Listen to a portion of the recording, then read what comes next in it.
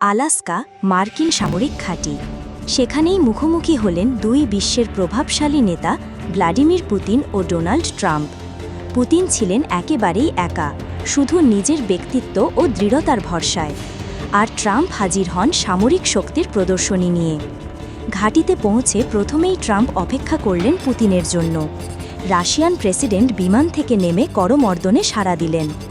এরপর শুরু হয় পাশাপাশি হাঁটা। এ যেন দুই শক্তির প্রতীকী যাত্রা।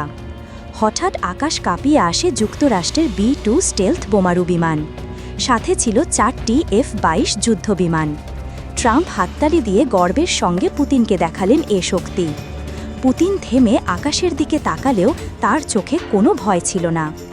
এই B-2 বোমারু বিমান যুক্তরাষ্ট্রের অন্যতম ভয়ঙ্কর সামরিক সম্পদ। প্রতিটির দামই আকাশচুম্বী, বাংলাদেশি মুদ্রায় প্রায় 26,000 কোটি টাকা।